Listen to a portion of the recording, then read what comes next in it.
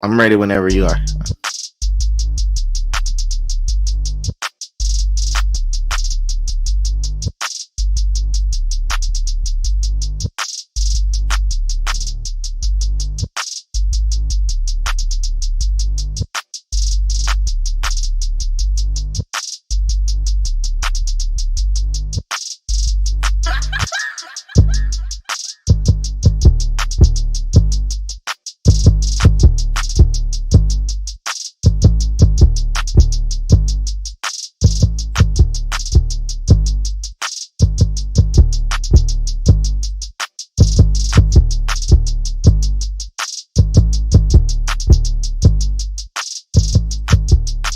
They are who we thought they were, and we let them off the hook.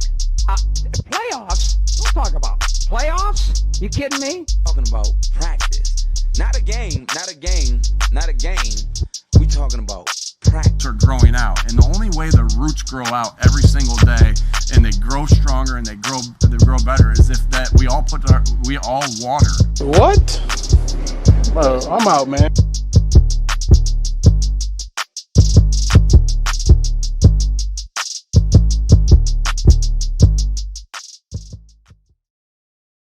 What it do? Happy Tuesday night. It's weird to say that, but we did a turn up on a Tuesday because we were watching college football, and that's how it was. That's how it is, and here we are on a Tuesday. I'm Chip. That's JD. What's going on, my friend? Infamously known as Drip. So I'm the Drip of the Chip. So, never mind. You guys don't get it. No, they know. They better know at this point.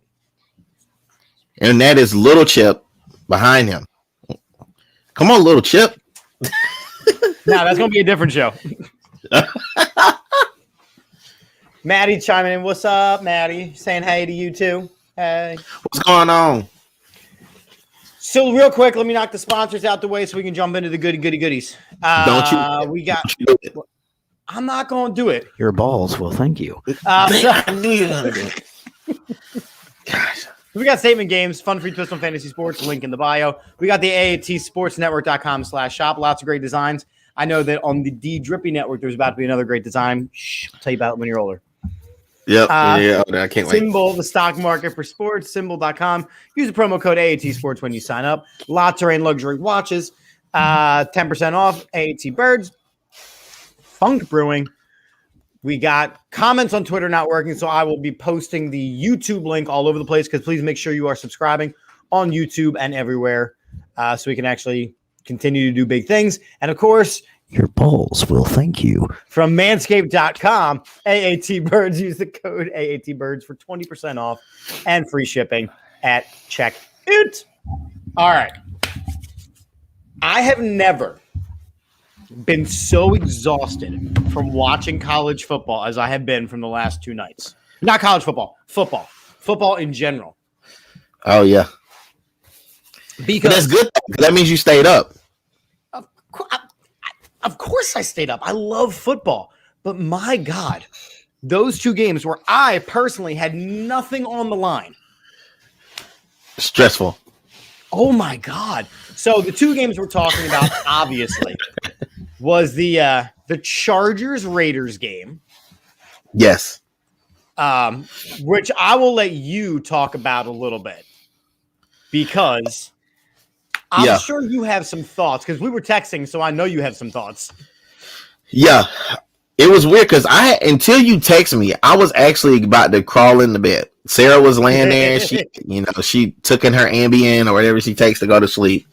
And we had turned the TV off in the room. Everything ain't good. Then I get a text from you like, what's going on? I was like, what do you mean what's going on? Like, this game's over. Like, what do you mean? Like, we're going to the playoffs.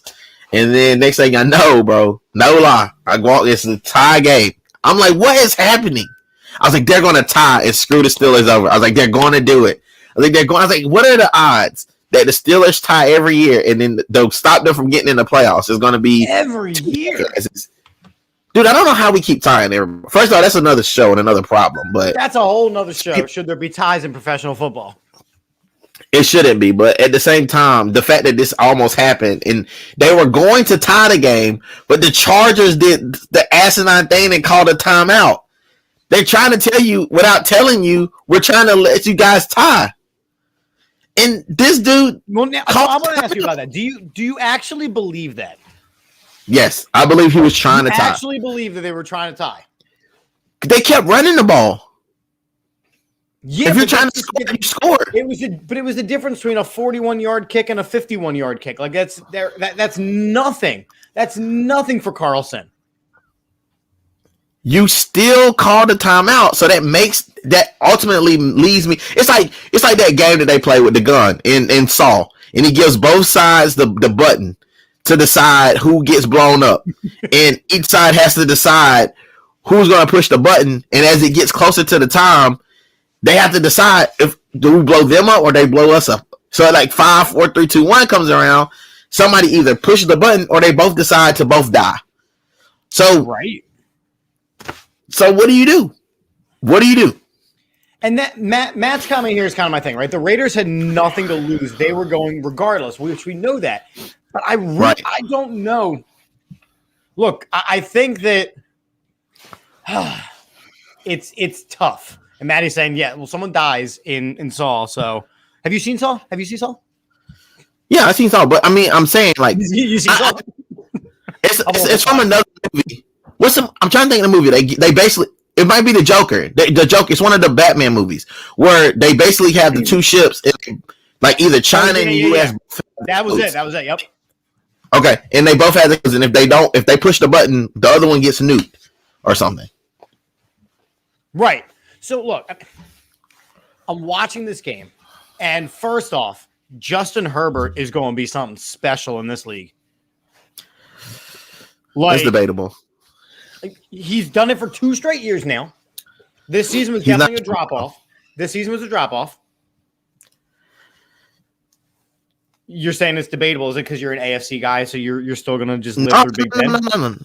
No, Lord. I think it's for me, it's about I just think that it will eventually wear off. And they don't have enough talent around him where it's going to be No, they do not. And that was evident. Yeah, so he won't be able to sustain this. He'll be hurt again, like because he'll have to do too much. Claypool was posting playoff-bound video after their game. Glad there was no tie. So Matt was excited that there was no tie. Now, I have seen meme after meme after meme about this because Staley made just a terrible, terrible choice, and I'm gonna it's gonna take a couple seconds. You gonna find the video or the post? I want to find this one meme. Well, I'm going to talk about it a little bit more because I feel why you find it. So, number one, people need to understand that as a Steelers fan, I've had a lot of heartache, all right? I have 6 rings, but a lot of heartache because in that time these 6 rings happened, I wasn't alive for most of them. So, I'm really like 2 rings in, basically. But in that 2 ring time, a lot of things happened. Tom Brady beat us a lot. So, I still got PTSD from Tom Brady in the New England Patriots. So I'm never really that comfortable with whatever position that we're in. I'm happy that we made the playoffs. It's another non-losing season for Mike Tomlin. I think he's probably one of the best coaches in the league. And now after all this AB BS that we've been saying, like that dude should get coach of the decade because of having to deal with it. Coach of the year this year. I'll tell you that much. No, Sirianni should get coach of the year this year. Who should be? He should. Coach of the year should be Nick Sirianni. It's without question. I agree. He's not in a lot of conversations are not being had about it, but I agree. Nick Sirianni should be coach of the year. In an effort to get canceled, though, our weekly effort to get canceled, this is my favorite meme of all time. Oh, God. I'll let you read it.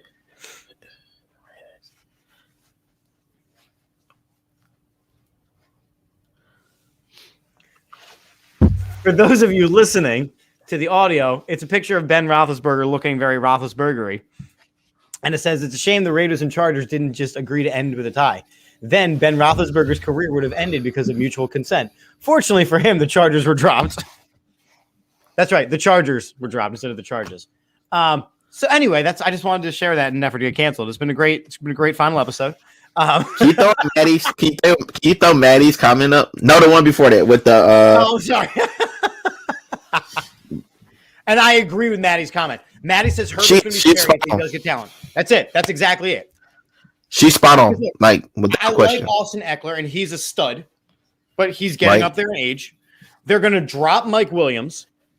Hopefully, the at some Eagles point, will him right up, or the Steelers. But we don't pay for people. So the problem is that the Steelers are going to have nobody to throw the ball next year. we will draft Will someone. They're going to draft some. Who in this draft class is going to be good enough? Well, he's going to drop far because he just got hurt. But Matt Corral is going to drop very, very deep, and we will get him. Yeah, Because after this AC, that'd be an interesting take. yeah, he's going to drop Kenny Pickett. I'm not a big fan of Kenny Pickett, but he's got some stones. He's a bigger dude. That's what Pittsburgh likes, bigger guys. That's why they went out and got Haskins. And now Haskins doesn't even travel with the team, so I'm not really sure what was the point of getting him. He should have got like a 10-day contract. We could have seen what we need to see for him in 10 days. He should have got a futures deal. Yeah, he could have got an Isaiah Thomas deal. Just keep getting 10-day contracts. Listen, I'm gonna be honest with you. Listen, I would love Herbert to be who people think he is, but I watched him a lot in college, and I just know he's susceptible to the bust at any moment. It's just he just doesn't. I mean, it's not that he doesn't have the talent around him, but he just does. Sometimes he tries to do too much. Like, he's not a Jalen Hurts. He's just gonna play the game, let the game come to him. He's gonna try to make something happen, and that's a gunslinger. And you see what happened with Baker Mayfield. He's also a gunslinger. Yeah, but there's Cleveland doubling down, saying, "Hey, that's our guy. That's our guy." But anyway, so we were talking at the beginning of this about the exhaustion of the last 2 nights of football. So that game was incredible, and I'm up there. So again, Justin Herbert brings this team back and forth in whatever situation multiple times. Has no business doing it, and they were all like great throws. It was a legitimately great drive. Yes. There was nothing like funny about it. There was no funny business. I know as a Steelers fan, you were saying collusion. I'm like, no, you are not watching this game. Like, this is legit. When I said collusion and you said it was a good game, I didn't turn to the game and began watching, and I still believe there was collusion. That's all I'm going to say. Listen, maybe you're right. You act like, I mean, the thing, they couldn't just run over to the sideline. Tell one of his players, hey, dude, we're going to tie. Have his player run over to the sideline as the corner on that side by the other bench and say, hey, we're going to tie this game. I was waiting for a shot of either the Chargers coach or the Raiders coach, look, trying to get attention, meeting like this. Or just but you know just they have caught some that on camera. Listen, if they would have, what could they have done? Collusion isn't a crime in NFL. Nothing. No, it's not. Point shaving isn't either, apparently. I mean, except for like Pete Rose. I mean, that's a clear thing, but that's really messed up that they kept them out of the baseball. Come on, that's the purity of baseball. Except you can bet on games now. That's weird. Right, but that's purity of baseball. But so I'm watching this game, and then overtime hits. And at this point, like, Teal and I, we were watching the game on the couch, and like she had fallen asleep because, it was past 9:30. And then I'm like, all right, we're gonna go upstairs. We're gonna watch the rest of this game. It was like halfway through the fourth quarter. I'm like, it looks like what it's gonna be. So I'm sitting on the edge of bed. I'm like, I can't lay down because I'll fall asleep. She sacks right back out, and I'm over there. I'm like sitting on the edge of my bed, talking to the television. I'm like, oh my god, they did. I'm like talking to the TV, and she's like, would you shut up? So at that point, remember, I text you. I'm like, yo, you gotta turn on this game. Like, I need to talk to somebody. I'm still like lunging forward. Still charged up, yeah. But I get to a point where because I have Hulu and I stream everything, I'm a little bit delayed. So I took my phone and I turned it upside down. I'm so like, you I couldn't don't see want it. Twitter updates. I don't want any text. I'm like, I gotta watch this game. I gotta see this play out. It was incredible. It was such a great game. It was nerve-wracking. You just be glad you didn't have a horse in the fight. Like, I was just waiting on them to tie it. Dude. I called like my dad. My dad's a diehard Steelers fan. I called him. I said, Dad, if they tie, then the football gods hate us. Like, this is not our year. And they didn't. So I think I'm still on good. I'm still good. But it was that close. So then, did you see well, of course. Oh, yes, they're coming. That there was a cameraman. There was like a cameraman convention. Like, listen, if this thing is going to be close, I need you to scour for the 2 Steelers fans in existence in Las Vegas, and you get a camera on them. Like they had like, you know, the top camera, like the blimp view. They had the sideline camera, they had pylon camera, and then they had Steeler camera. So they had all the angles covered. They would not stop showing these 2 guys. The one guy's like, just do something. Like, I don't want to go down this way. At the end of the day, I mean, why not? We keep tying everybody every year. This was going to continue to happen. The Steelers have tied for the last 3 years. They've had a tie on their record. So this was going to happen, guys. We've gotten in the playoffs because of a tie twice, I think. Because we have a tie instead of a loss. So that's Sunday night.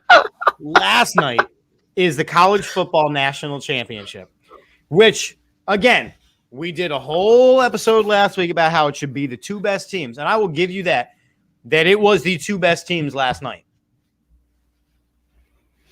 But the first half rolled through. Is Matt a Steelers fan? Matt, are you a Steelers fan? No, Matt is an Eagles fan. He's saying we got in once because of a tie. Oh, okay. Okay. Just making sure. Okay. Matt's saying you could have turned it on, taken a nap and turned it on in the fourth quarter.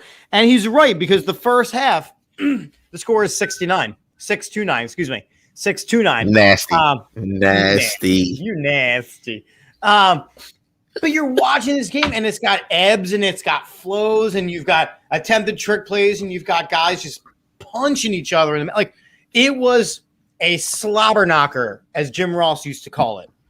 Yeah. And it was the 2 best teams in football. So a story broke. Even though you kept saying you want more teams in, and no team from the same conference should be in. You don't. No. I still do. No. Because the Super Bowl, because you know what? The Super Bowl is not always the 2 best teams in football. It doesn't matter. It's not the Super Bowl. These are not professional athletes that you pay millions of dollars to, and there's millions of dollars on the line. That's going to be one of my things. Because, look, you're looking at 2 games now where players are getting severely hurt. Jay Will blew his ace. I watched that video, and I watched him plant his knee, and you literally see it go. That's the turf. Right in the turf. And that's what, like, there is one thing that baseball does right is they focus on the, quote, the purity of the game, right? They focus on the purity of the game with the gambling and the steroids and the, you know, all their shenanigans. But in reality, baseball is baseball is baseball. Yes. Turf matters. Turf stinks. I've hated turf. Knee blew out the side. I went, that's an ACL. There was no question in my mind it was an ACL. He might have torn both, because when I tore my ACL, I saw. Can you put up Matt's comment at the bottom? Yeah. Not a Steelers fan, but I love your "Here We Go Again" song. You know it, bro. You know I'm coming with it. Oh my God, I hate it. But in this case with the Jay Williams situation, you took a guy that's a top 10 guy in a world where we're trying to tell players not to opt out. We're trying to tell players not to opt out, and this is what's happening. Now his livelihood, he could drop from being easily a top 10 pick to now being put. We might end up getting him. The Eagles may end up getting him somehow. I mean, I'm fine with that. I know, I'm just saying, but like he shouldn't be available. But when these players get injured, he should not be available, right? He shouldn't be available. But now, because of everything, Michi, now also another torn ACL. He's now going to be available probably in the late rounds. You see what happened to Jalen Waddle? Jalen Waddle came back by the end of the season, and he was still taken later than he was supposed to. Right. He's the second best rookie receiver that there was this year, outside of Jamar Chase. Right. Oh, Jamar Chase was absurd. But yeah, Waddle was great. You know, Devontae Smith, we want him to be good, but he's in an offense that doesn't prioritize the passing game. So we don't know what Devontae Smith can be yet. Reggie Bush had a whole Twitter rant about turf. Yeah, he's going to be fine, but he's just not going to be great yet. But again, you look at this turf, you look at the idea of opting out, you look at the idea of extending the playoffs, and everything that happened last night made a case to keep it at 4. Every single thing that happened last night, between it being the 2 best teams, between it being the turf and guys blowing their knees out and getting injured, between it being a great football game, it made every bit of a case to say, you know what, say the SEC is the 4 best teams. The SEC gets in 4 different ways. You know, they made every single possible case against expanding the playoffs. And if you listen to what the college football committee voted on yesterday, they voted on keeping it 4 until at least 2025. Yes, why not? Because okay, well, this is what we've done. This is what happened from the college guy. You know, I love college football. Like I live for college football, and that's what I kept saying at the beginning. You cannot extend the playoffs until teams have more parity in the top 4. Because right now the top 4 isn't really even close. It's almost BCS type stuff, really. Exactly. Expanding the games and making them more games. And now what you can do, if you're going to make them more teams in the playoffs, you have to shorten the regular season, take away conference championship games, and then you take away that bye week. And then you can also take away, you just go right into your conference play. You don't get a warm-up game, no more of this crap. You go right into your conference play, and when whoever get the winners, whoever are the top 2 teams out the conference, they go into the playoff. Notre Dame, you're screwed because you refuse to get into a conference. And on top of all that stuff, what's up, Chris? And on top of all this stuff, once you do that, you now make it interesting. Now the guys who don't want to play the extra games, they could sit out and they won't have to be a part of Bowl Mania. But the ones that do want to be a part of Bowl Mania, because then it opens it up to more teams.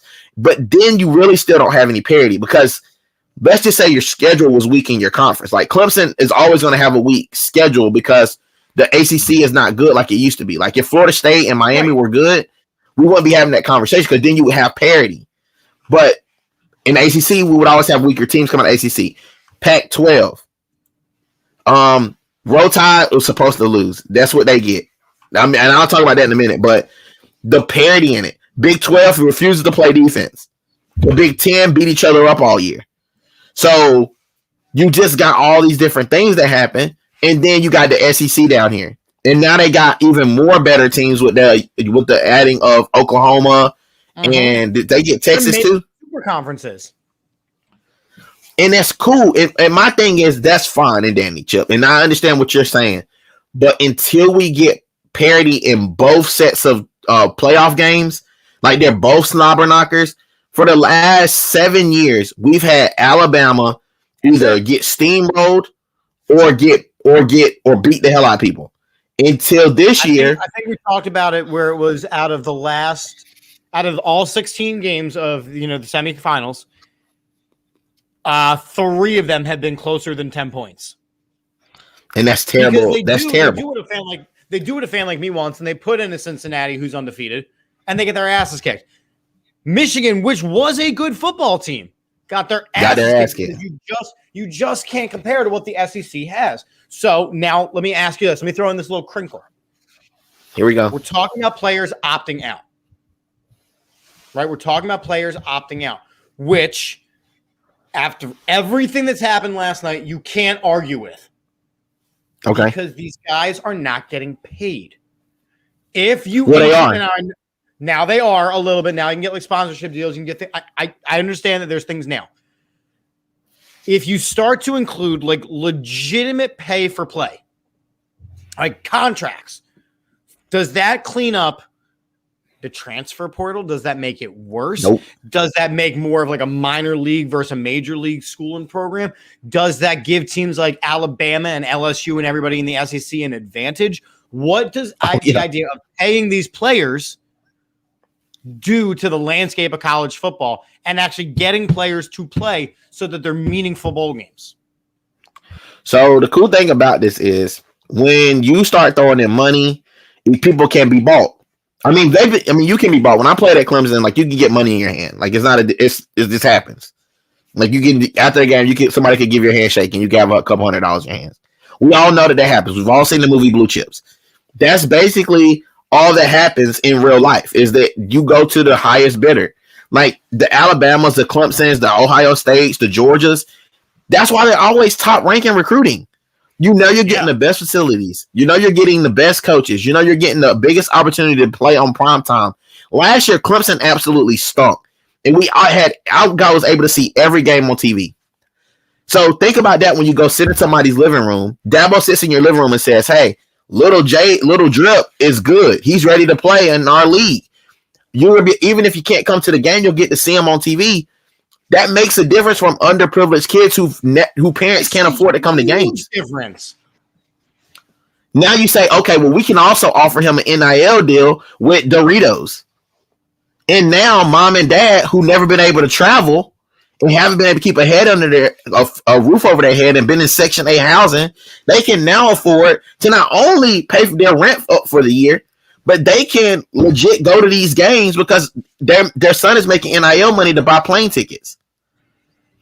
You know what I'm saying? Like, it changes the ball game completely. I mean, I want to make sure that there is a legitimate chance for guys to do their best, to make these teams the best, to make sure that these guys are getting the best opportunity possible. And I think that you have to talk about the idea of pay for play simply because it's there. You know, simply because. So you think they should get like a game check? So you think they should get like a game check at the end of a bowl game, basically? Because I like that idea. The bowl is making X amount of money.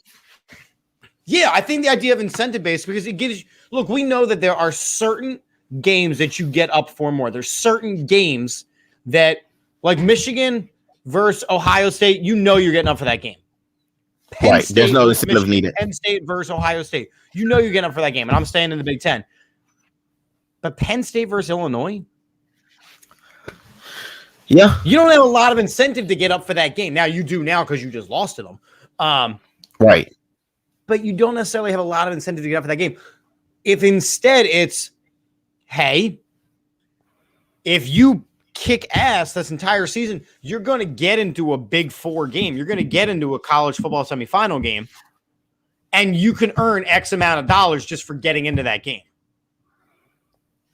Throw some of these comments up too. I get it.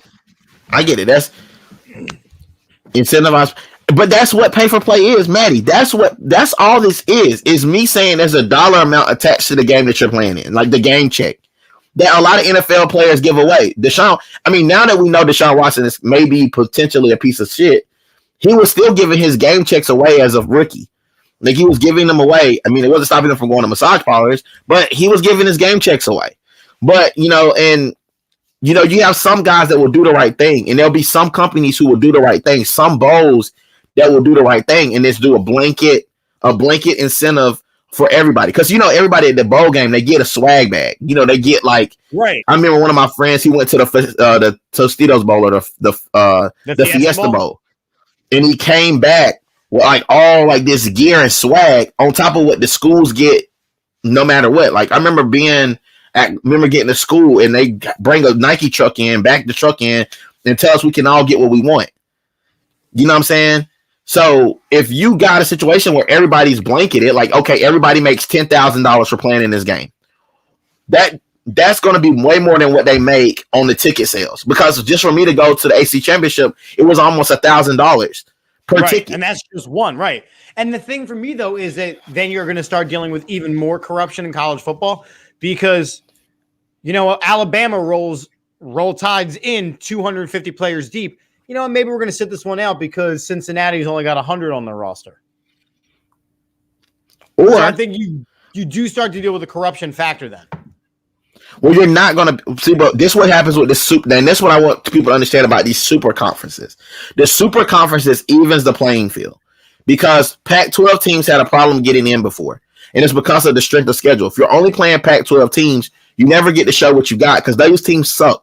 But then you get to, let's say now you get to play a Penn State in the middle of the season, or you get to play a Clemson, or you get to play.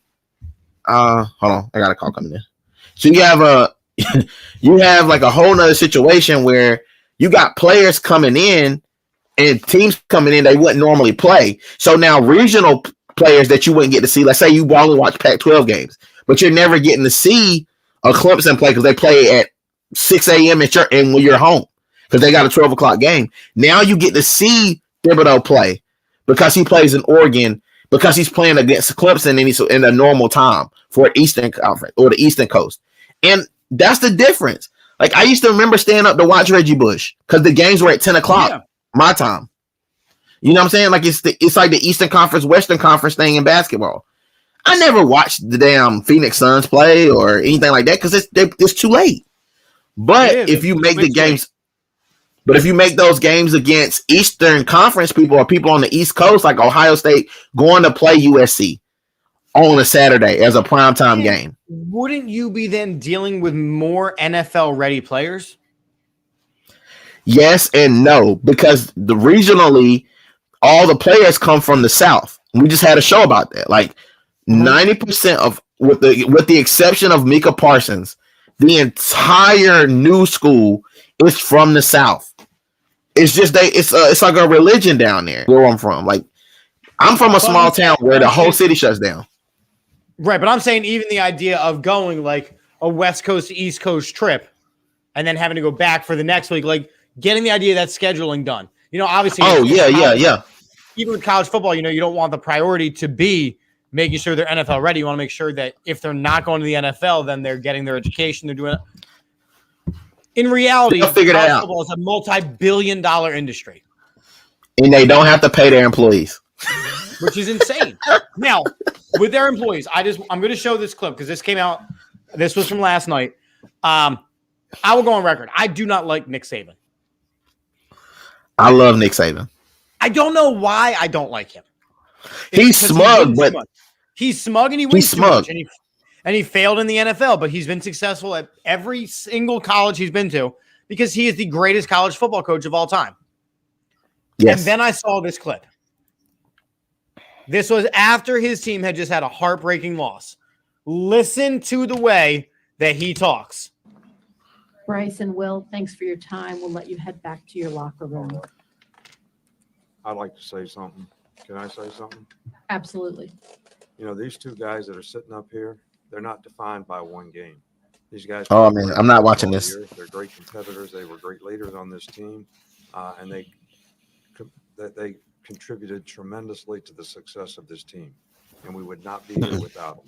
All right, and both of them take responsibility for the loss, but both of them contributed in a lot of ways in a positive way to giving us a chance to win and a chance to be here to have an opportunity. I can't do this, Chip. I got to abort.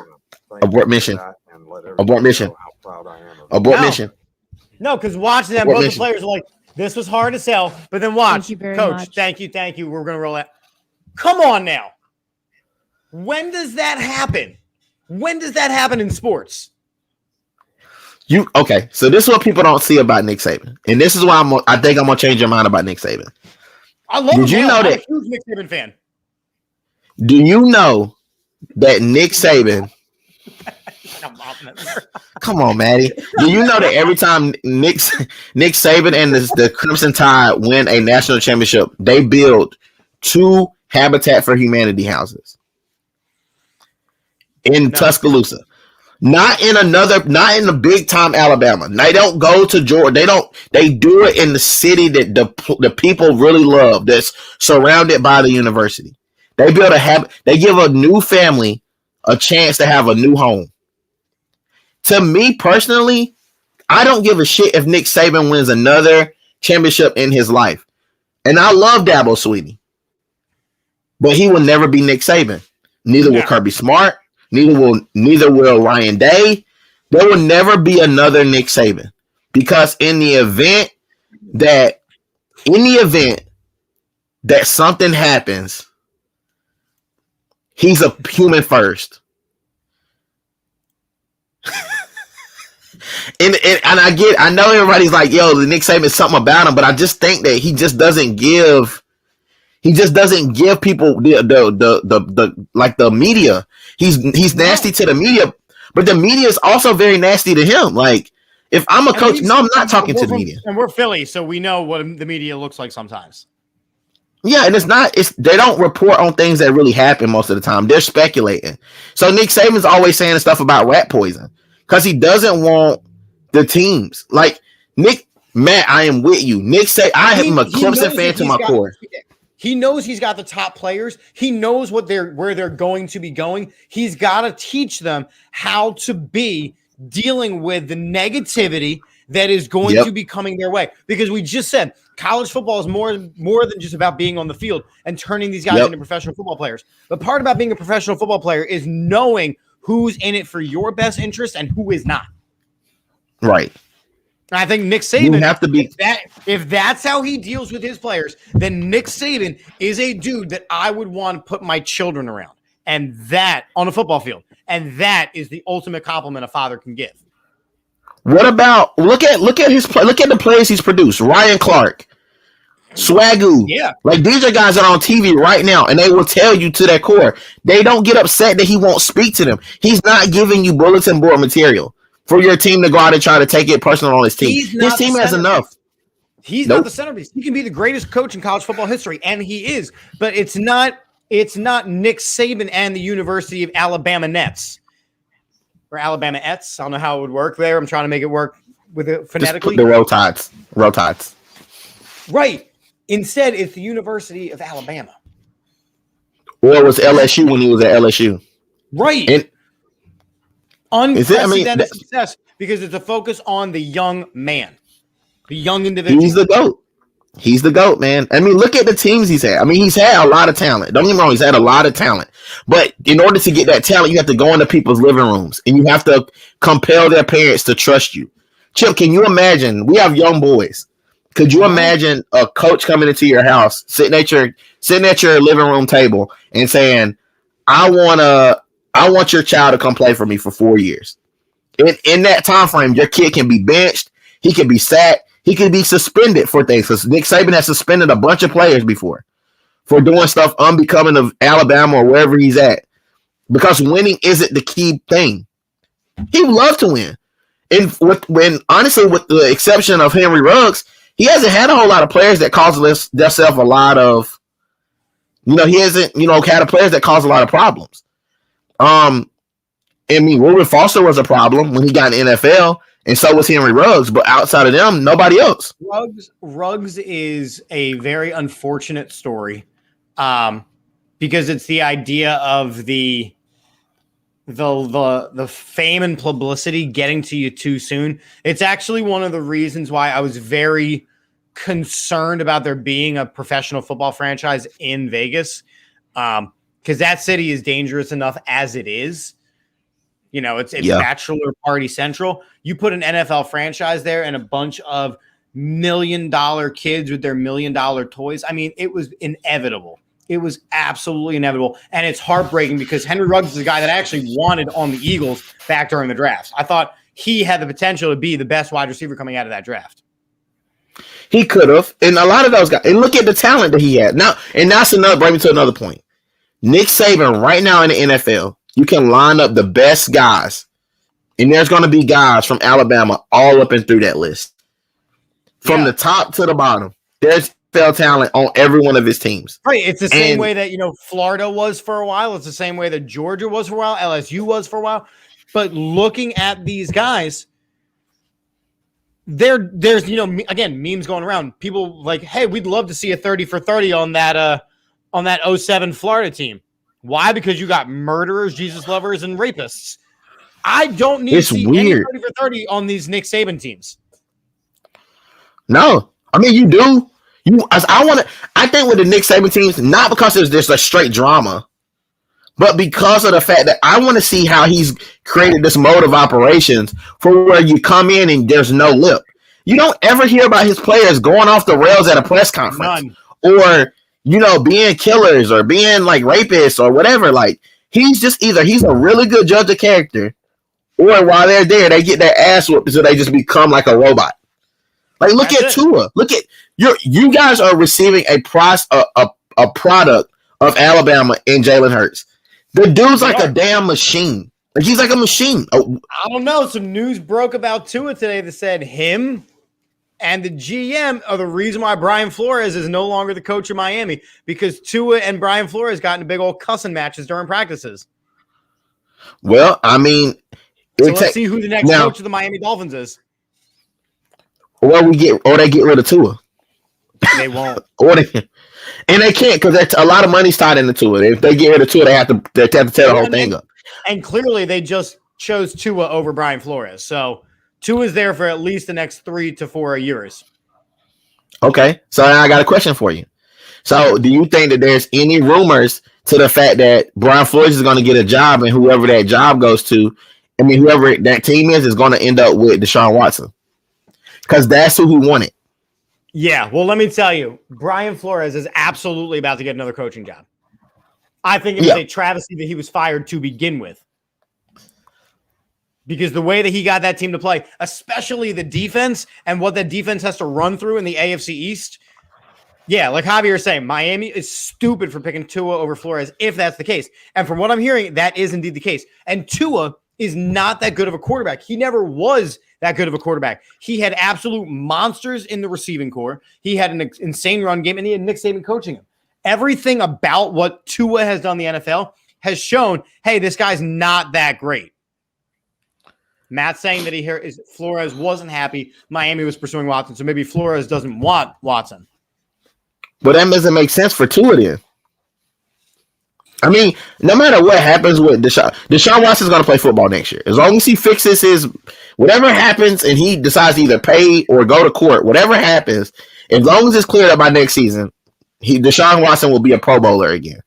It's just the nature of the beast. I would hate for it to be because if all the stuff is true about him, it's just the nature of the beast. We watch Tyreek Hill get into like the damn All-Star conversation every year. So a Pro Bowl conversation every year. It's just his talent is over who he is as a person. I'm not saying he did it, but if he did do it, he should fry for it. And when it comes to Tua had broke his hip as a 20-year-old. Right. That doesn't happen. Like, it's a freak accident. And, at the end of the day, like, that's just what we have to deal with. Like, Tua was damaged goods when he came there.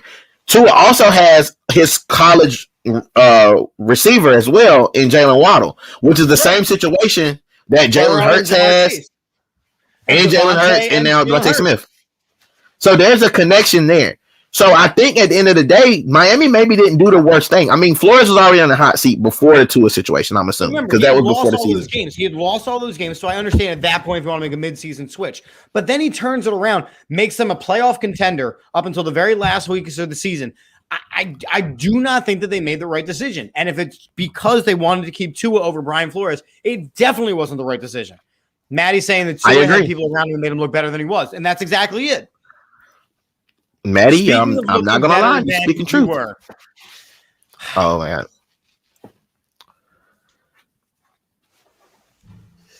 J-Jaw, I love this guy. Man, J-Jaw sets all the trends, dude. Straight up. He does set all the trends. Now, you were at this game. Yes, trash can juice. You seen this play.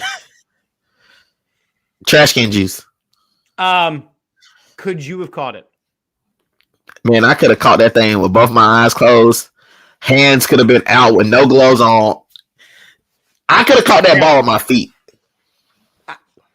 But the very best part is either on this play or some other play, either this play or some other play, he injured his thumb so badly that he is now on injured reserve. Our leading blocking wide receiver is on injured reserve for the playoffs because he has this on his highlight reel. Wasn't he a first round draft pick? Second. He was picked in the same draft as DK Metcalf. Damn, that boy better than DK Metcalf? Yep. That boy's better than DK Metcalf. If he is on the Philadelphia Eagles next season, he better have put on 20 to 35 pounds to become a right or left guard. Oh, Matt got a question for me. So, what people don't really understand about me is I'm a very complex human being. All right, let's throw that out there.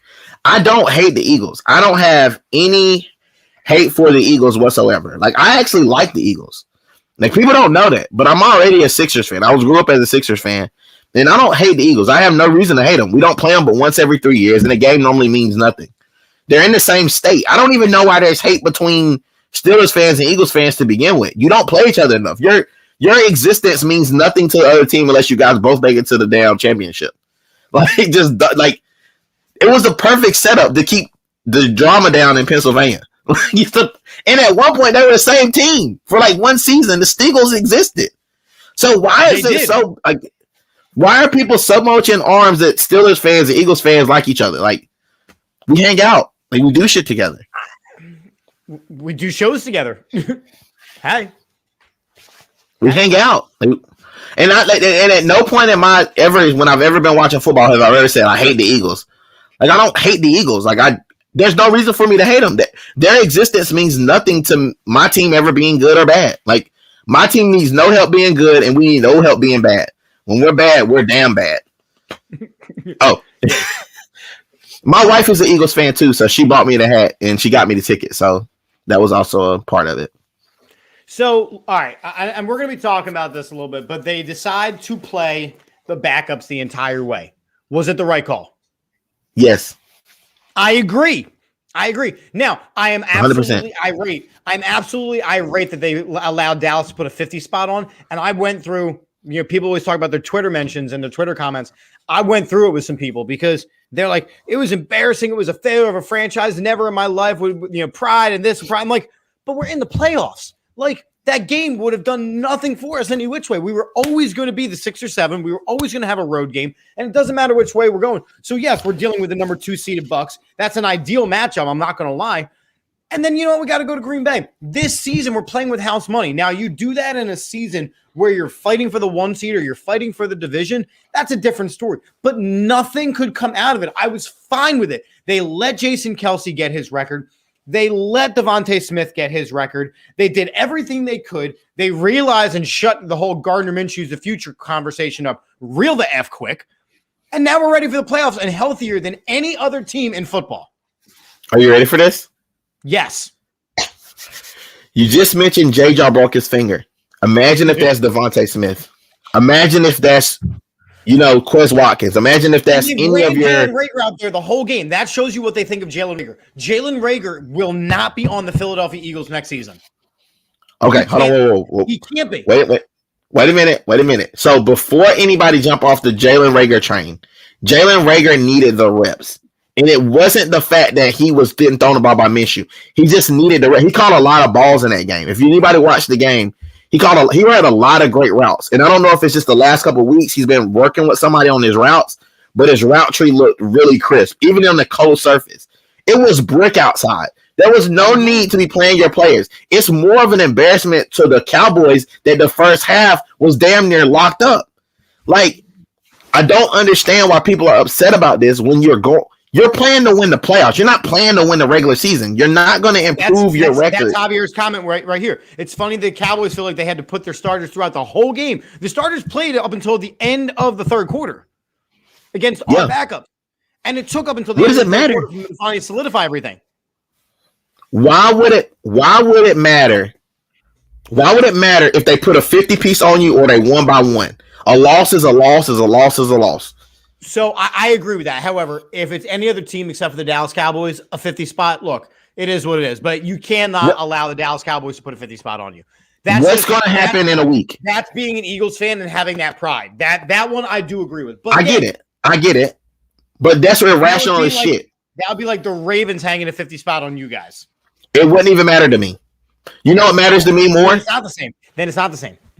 You know what matters to me more? And I need Eagles fans to hear me.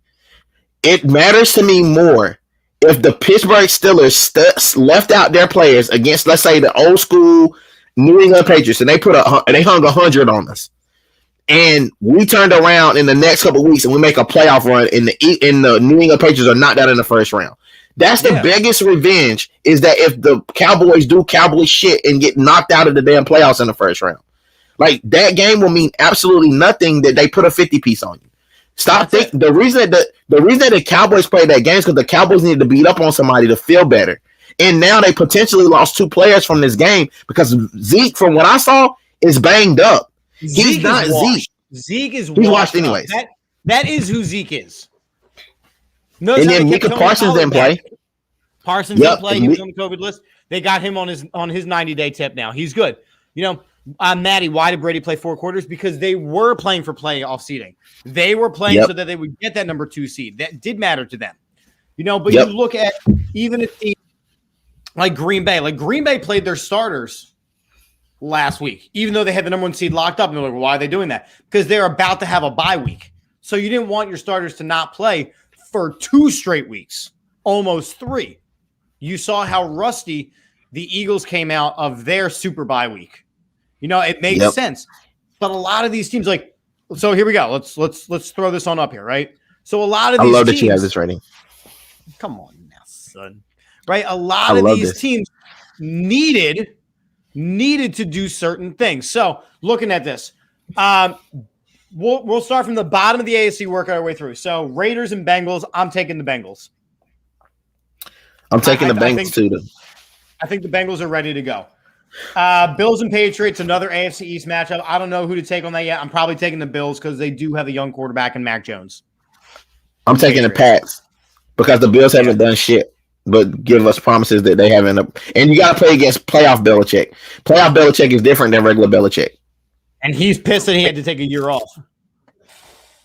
And on top of it, nobody's talking about this. They're playing in the frozen tundra. They play in the frozen tundra too, so it's not going to matter. Yeah. The temperature is not going to be a problem. But the last game that they played in brick, didn't the Patriots win that game? I think so. So and we're only doing the AFC. We're only doing the wild card predictions right now. We're not going any further than that. We have other shows coming up. So then we get to your game, the Chiefs and the Steelers. Is there a chance that your Steelers knock off the Chiefs? Well, as long as you got Mike Tomlin, you always got a chance. I mean, I've seen him do crazy shit. So like, if I was. So right now on my network, I have a bet with one of my other co-hosts, Terrence. We have a bet that the Chiefs will lose to the Steelers and the Chiefs won't go to the Super Bowl. So I'm gonna stay with my same answer that the Steelers are gonna pull off a win in Arrowhead, and it's gonna kind of be like Ben Roethlisberger's gonna give it all he's got, and then they're gonna get rump wrangled. Look, I don't think that the Chiefs are the same Chiefs as previous years for sure. And now, you've got Bieniemy starting to get his info, his interviews again. So there's that distraction. I think that the Chiefs get this one. I don't think they're getting to the Super Bowl, but we'll get that for a later show. Maddie's saying Big Red will defeat Big Ben. Look at Javier's thing. Javier's saying, come on, I don't Drip. know who Rip is. It's either Drip or Chip. It's both. It's gonna be you. Come on, Drip. Why are you looking for something that's not there? Listen, I'm looking because there's always storylines in football. We know that. Like the storylines are what make the games important to everybody. It's the storyline. The storyline is that the Chiefs are supposed to beat the hell out of us. Yeah, but they may not. They may not. I mean, TJ Watt is the defensive player of the year. If he can put something together. Well, agreed. He's got to be defensive player of the year because real quick on that, Micah Parsons, defensive rookie of the year, no question. And we said this before. If TJ Watt breaks the record, then Micah Parsons out. If he doesn't break the record, Parsons could hit, but you cannot give it to Diggs because Diggs allowed more receiving yards than interceptions. Like you, oh my God. Yes, you got your 11 interceptions and that's cool. But you allowed over 1,000 receiving yards. You're not the defensive player of the year. You're just lucky 50% of the time. Yes. Steelers Turnpike Bowl was not. It was. Chase Claypool is my favorite player too, but he does dumb shit. It's because he's young and he's hanging around Juju Smith-Schuster. There you go. All right, over the NFC. We're going from the bottom up. Rams Cardinals. Let's go. Oh boy. This is how the mighty have fallen. Damn you. Shit. I don't know how to pick this one yet, and I'm lucky. I don't do the Mrs. show until tomorrow. So I'm gonna give you a little piece of advice on this one, Chip. I would always go with the better defense than the better offense because defense travels. And traveling now with the team is JJ Watt. JJ, that's Cardinals, but I mean he's not gonna be. You know what? JJ's washed. So I'm going to go ahead and say the Rams. The Rams are Watt, not washed. Yeah, the Rams are the team. I'm not picking that one yet. I just do not know. So you're not picking the Rams. I'm not picking either team yet. I'm gonna marinate on it tonight. I'm gonna be like a chicken in a bag. I'm gonna marinate. Rams. So then you got the Niners and the Cowboys. The ultimate 1990s matchup. I'm here for this. 49ers are not going to win this game. But I'm gonna be cheering for them real loud. No, 49ers are going to win. Deebo Samuel is going to have the best game of his career, and the Cowboys will continue on with their choking in the first round. Yeah, I'm here for it. The 49ers, if they win a playoff game, right here's my big prediction. If the 49ers win a playoff game, they will win the Super Bowl. Jimmy Garoppolo gets signed to an extension for at least the next 2 years. And Trey Lance. Pornstar Jimmy. I'm fine with it. He shouldn't be there anyway. I'm already the quarterback of the team. I do not think Trey Lance is a good quarterback. Listen, can I make a hot take? Can I please make a hot take? Please let me do it. Please. Do it. Hold on, I got you. Wait, I got you. We'll do this because you've earned it. Wait. Thanks God. Thank God. Schwank. Slide me over. The hot take of this show is that any quarterback coming from a Power 5 school like a North Dakota State is not prepared to play against NFL defenses in the first couple years. And if it does look like that, it is fool's gold. If you guys look back at Carson Wentz, he did the same exact thing. He's the same exact thing. He had to play. He got in there. He did something for a little while, but he just has proven not to be enough. Trey Lance is a carbon copy of this guy. Like, do not be fooled by what you see from these guys. It's the same situation. They just paid a lot of money for a dude they could have gotten the 6th round for damn near nothing. Because look, Jalen Hurts. It was the draft hype that always comes with quarterbacks. Yep. Please remember, Daniel Jones was a 1st-round pick. Also, Mitchell Trubisky. Mitchell Trubisky was a 1st-round pick. How'd that work out for you, Chicago? 1st-round pick. How'd that work out for you, Chicago? Leaving my boy Deshaun out there, huh? How'd that work out for you? Not great. Javier, we do mention it now because one of these teams is in the playoffs and one of them is not. Indeed. I love mentioning his name, and I will not only mention his name. Everything we needed from Carson Wentz, and I don't want to hear anybody going, "Oh, well, they should have kept him over Jalen Hurts." No, we're good on. How well did that work out? Now he's just somebody that I used to know. So if you're into faith, if you're a faith person, I'm a faith person. I have a lot of faith, and this year Carson Wentz was the highest paid player on the team. On the Philadelphia Eagles. Make sure you specify. And he did his the job. highest paid player on the Philadelphia Eagles. And he did his job this year. And I want to put this out there just for everybody to understand something. You have gotten more from Carson Wentz in this year than you got for him the 6 other years he played for you guys. He did not win a playoff game in 6 years. He didn't even participate in more than one quarter of a playoff his entire career. So why was he so great? Why is everybody stouting him to be the greatest thing since sliced bread? Dude is buns. That's the white question to ask. You know, that is the white question to ask. That's why. For those of you that missed the little sneaky I did in there, because what made him so good? 2017. Is that what people? Is that the argument? Flashes of greatness. He was a gamer, and then as they stopped giving him the tools that he needed to succeed, he showed what he was. Question: do the Eagles have better tools now? Much better tool. They've got Devontae Smith. Rookie. They've got a better running back in Miles Sanders, who if hurt. I mean, they need a better one. And they've got an offensive line now that can protect him if they stay healthy. That's the other issue. Carson Wentz was running for his life and holding on to the ball at the same time. All right. Second of all, like this is the number one thing. That offensive line has been a revolving door all season because guys have gotten hurt. Players. Stoutland. 15 players. They've had 15 different lineups. I know for a fact. I looked it up. But Stoutland is probably the best thing you guys got going. I'm going to be honest with you. He should be inducted in the Hall of Fame at the end of his career, whenever that is. But with that being said, Jalen Hurts does the same amount, if not more, with less. And if he wins a playoff game, and I'm not, because we're getting to the Bucks and the Eagles, when he wins his playoff game, not if, but when he wins his playoff game, when he wins on Sunday, I don't want to hear shit from anybody about is he the guy. I'm done. I don't want to hear any more. I don't want to hear it now. He led them to the playoffs. And the other alternative on the roster was Gardner Minshew, who you saw him for what he was. You saw him for what he was, a career backup.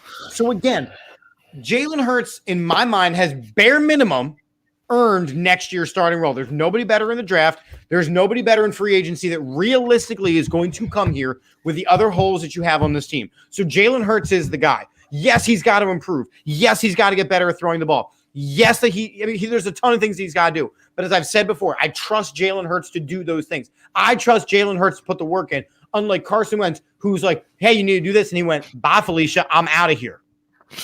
And when given the opportunity, to put his team on his back and carry him in the playoffs, because Jonathan Taylor did not have a good game against Jacksonville, Carson Wentz choked in the biggest possible moments. That's what he's used to doing. I mean, that's why he had a problem with Nick Foles, because BDN, he may not be crap during the regular season, but if you throw him in the playoffs and you make a plan for him, he's going to do it. He's got so much stones. Like, Nick Foles has so much stones. Like, I mean, I feel like everything down in that general nether region is like, and he loves this city, dude. Like, doesn't that make you feel warm and fuzzy on the inside? Yes. That the dude was okay with being the backup, even if you did, y'all just wanted to get rid of him to satisfy the redhead thunder? Like, why? Why did it matter? It was no different than Tom Brady telling he wanted Garoppolo out of the room so he could do whatever. But that's the GOAT. And this is a guy. This is the guy. If I'm Harry Roseman or whoever's in that room, I'm telling Wentz, win a playoff game before you start making demands, homeboy. How about that? You've done nothing to earn it. You've done nothing to earn it. All right. We don't have a lot of time left because we have a very big lineup of shows even tonight. So I do want to do one more thing. We'll introduce it a little bit. We'll chuck it out there, and we'll probably spend more time as later shows come on. So there was a story there was an article that I shared with you, right? There was an article that I shared with you, and it was all about sportsmanship. It was all about sportsmanship. Now, you have played sports at a very high level, so I figure you had a very interesting take on it. But here is the story that I'm going to share with the fine people. So there was a girls basketball coach from Sacred Heart Academy in Connecticut, I believe. Connecticut, yeah. That suspended their coach because his team, or her team, I've missed that part. Yeah, his team won by a score of 92-4. Yeah. Let me say the headline of this again. In Connecticut, Sacred Heart Academy girls basketball coach suspended because his team won 92-4. They were up 29-0 at the end of the first quarter, 56-0 at halftime, 80-0 at the end of the third quarter. And they suspended him for one game just to prove a point and shut people up. Your thoughts on the sportsmanship of a 92-4 girls basketball high school victory? There's only so much you can do to stop somebody from scoring in basketball. As a basketball player, I've been on teams where I beat teams 72-10 before, 72-9, or 85-3. I've been on teams that have done that before because I played on a team that had Steph Curry on it. So I played on a team that we've beat people like that. And the only thing I can say for you is all you can do is change the players out. Don't keep your starters in there, play a zone defense, but you only get one. A lot of times you only get one shot. So if you come down and miss that shot, we come down and we got the ball. We don't have to stop scoring. Like, if you give me a layup every play, I'm going to take the layup. Even if I start shooting shots and I start making them, I'm still going to rack up points fast enough. Basketball is one of the one sports that is played at a fast pace. Now, it's not on him to stop the game. It's actually on the referees to stop the game because there's no competitiveness left in that game. So just like in baseball, they just call it. Like, there needs to be something. I mean, that doesn't normally happen in high school basketball anymore. Or middle school basketball, because you're at that point. This team was the third-ranked team in the state. And as you keep reading, they improved to 4-0 during the one-game suspension, playing the third-ranked team in the state. Or they defeating a 3-0 team. But their other games, they won 83-48 and 80-37. The team that they beat is 0-5. They lost to another school 72-38. So why is it that this guy gets punished for simply running his program and leading his team to excellence? Because of there should be a mercy rule, and there is. They do a running clock after 30. We get that. So there was they scored 95 points with what they played. They did a running clock, and they still scored 94 points. So in PIAA, because remember, the other one of many jobs I have is I'm a basketball announcer for varsity boys basketball at Norristown. right? There you go. Yeah. Frank Norristown, right? Once you hit 30 points, it is a running clock in the second half. Right. The only thing that stops the clock is timeouts and foul shots.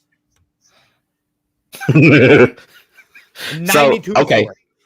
I have a hot take and I'm done. I promise. This is it. Cool. If you are part of this new school era and you have kids and now you teach your kids that you should get a participation trophy, those are these people. Those are these people who are complaining because my son or my daughter was embarrassed that they got beat 94-6. Well, guess what? Sometimes in life, you get steak. My dad used to tell me this all the time down south. It was sounding sort of like this. You know, Jamal, sometimes in life, you gonna get a steak. And sometimes in life, you gonna get shit. But either way, you gonna have to eat it. So that's how it worked. I never grew up knowing that if my best effort wasn't good enough, I can complain about it. That just means I need to do more of have a better effort, and I need to put in the work in the off season. And you should have now when you play that team next year, they shouldn't even get close to scoring 40 points on you. Right. That should be the mindset. But instead, the coach of the other school, who has coached the team for 19 years, so let's have a conversation about maybe you've lost the idea of what basketball is like now, said that they fast breaked the entire game and showed no mercy throughout. What would be the mercy that you show? So what? I'm just supposed to keep away the entire second half? I'm supposed to keep away the entire second half? You got to do better. If I'm getting a fast break, then you put somebody back there. So I'm not getting a fast break. Yeah, Matt says sometimes in life you get fired. Losing by 90 points will be fired. Like, look, I am a very adamant person against participation trophies, right? When they're kids, it's cute because it gets them excited and inspired for the game. But you know what? My kid was on a football team this past year. We scored 1 touchdown the entire season, right?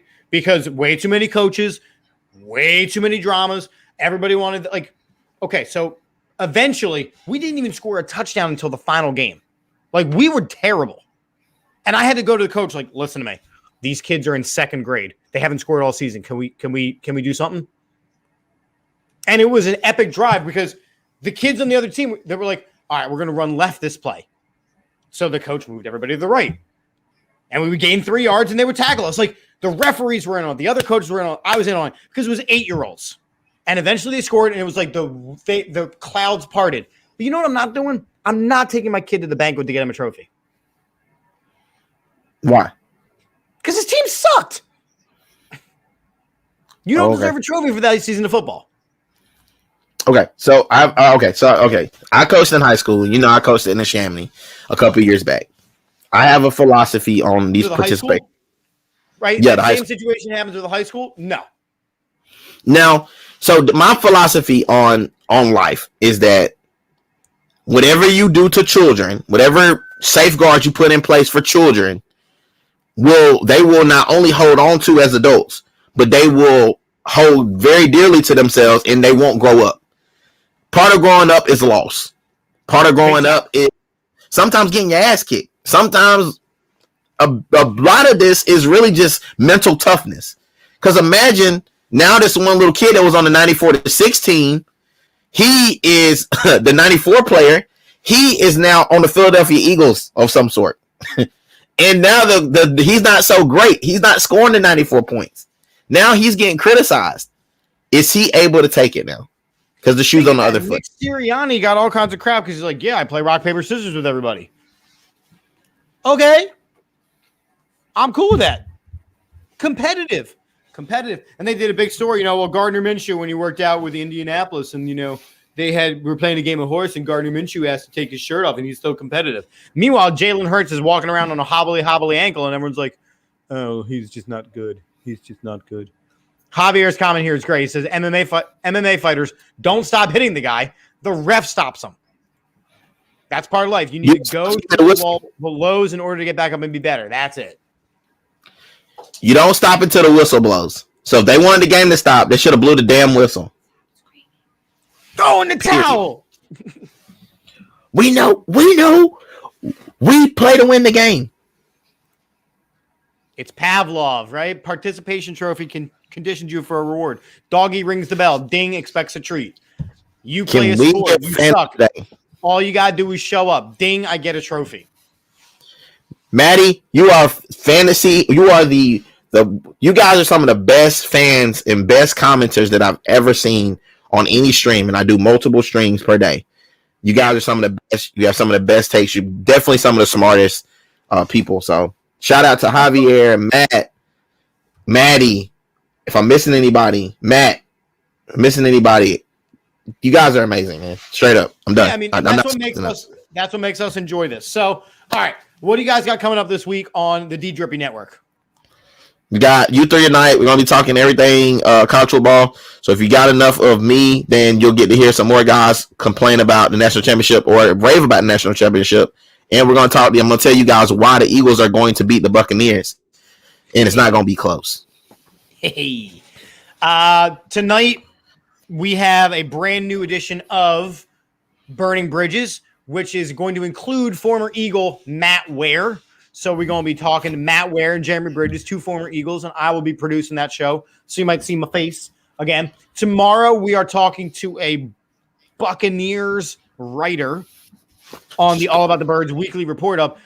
The same guy we talked to back in the day when we played him. And let me at him. We're going to talk some Eagles, Buccaneers playoffs. And then Friday is Birds, Beers, and BS. And Sunday, I do believe, as of right now, it's like an 85% chance, but I do believe we will be live from the West End for the playoff game. So stay tuned for that. Sponsors, real quick, once again, Statement Games, links in the bio, AATSportsNetwork.com/shop. Make sure you're buying cool stuff. Symbol, make sure you're doing the gambling stuff. Lots of luxury watches, make sure you know what time it is. Funk Brewing, make sure you get drunk with us. And Manscaped.com, make sure you shave your balls with us. Your balls will thank you. Next time you do it, I'm going off. There should be a new commercial in the next day or so. It's Valentine's Day is coming up, so we have to make sure that you do not have a pube problem on your big day. I read the script. It's glorious. So That's gross. With that was gross. So with that being said, I'm Chip. And I'm just. We'll catch you on the flippity flip.